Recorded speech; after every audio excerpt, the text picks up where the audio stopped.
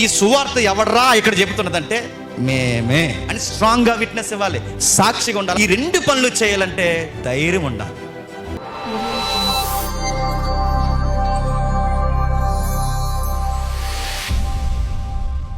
పరిశుద్ధాత్ముడు వచ్చే దేనికండి? పవర్. మర్చిపోకండి, దేనికి? ఒక శక్తిని ఇస్తాడు. ఈ శక్తిని దేనికి ఉపయోగించాలి? రెండు పనులు ఉన్నాయి.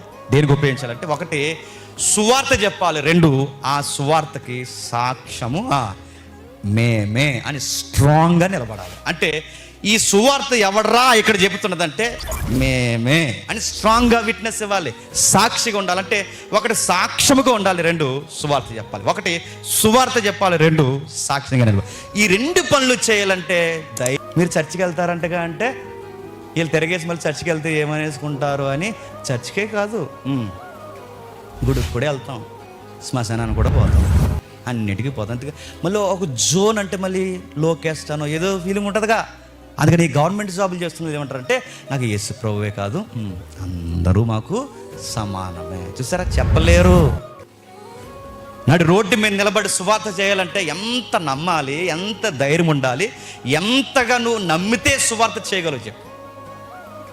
ఎవడు పడితే వాడు వీధి సువార్తలు చేయలేడు, ఎవడు పడితే వాడు వీధి సువార్తలు చేయలేడు, ఎవడు పడితే వాడు యేసు ప్రభు గురించి చెప్పలేడు, విట్నెస్గా నిలబడలేడు, సాక్షిగా నిలబడలేడు. ఎవరు నిలబడతారా అంటే పరిశుద్ధాత్మను పొందుకున్న వాళ్ళు నిలబడతారు. ఈ ఎండకు ఆ ఎండకి గొడుగు పెట్టలేరు పరిశుద్ధాత్మను పొందుకున్న వాళ్ళు. ఎక్కడైనా పరిశుద్ధాత్మను పొందుకున్న వాళ్ళు ఒకే మాట చెప్తారు. ఏం చెప్తారంటే నేను యేసు ప్రభువుని నమ్ముకున్న తర్వాత చెప్పండి మాకు ఏది జ్వరం తగ్గిపోయిందని చెప్పరు. ఏం చెప్తారు? మీరేం చెప్పారు నాకు అనవసరం, నేనేం చెప్తున్నాను ఈరోజు గోప్యం. ఇక్కడ సందర్భంలో ఎవరు చెప్తున్నారు, వాళ్ళు ఏం చెప్తున్నారు చూద్దాం. ఏం చెప్పారు? శక్తిని పొందుకుంటే వాళ్ళు ఏం చెప్తున్నారు ఒకసారి చూడండి. 21వ వచనంలో ఏం చెప్తున్నారు? అప్పుడు ప్రభువు నామమును బట్టి ప్రార్థన చేయవారందరూ రక్షణ పొందుదురు. బాగా వినాలి. ప్రభువు నామమును బట్టి ప్రార్థన చేయవారందరూ రక్షణ పొందుదురు. ఈ మాట ఎక్కడదండి?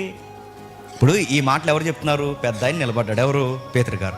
ఈ పేతురికి అంత ధైర్యం ఎలా వచ్చింది? ఒక అమ్మాయి పిలిచి నువ్వు వాళ్ళతో కూడా ఉన్నవాడవేగా అంటే ఇదే పెద్ద మనిషి ఏమన్నాడంటే చిచ్చి అస్సలు అది ఎవరు నాకు తెలియదు అన్నాడు. ఎవరిని? నజరేయుడైన యేసు ఎవరో నాకు తెలియదు, ఆ గుంపేటో నాకు తెలియదు, అస్సలు పరిచయం, ఫస్ట్ టైం నిన్ను కూడా ఇప్పుడే చూస్తున్నాను అన్నట్టు మాట్లాడాడు. ఎవరు?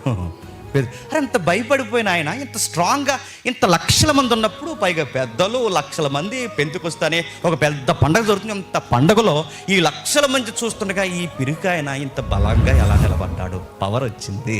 ఏమొచ్చింది చెప్పండి?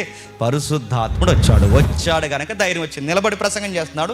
ఈ ప్రసంగం తోసింది చెప్పట్లేదు, అనుకున్నది చెప్పట్లేదు, ఏదో ఒకటి చెప్పి నడిపించేద్దాం అనుకోవట్లేదు. మరి ఏం చెప్తున్నాడు?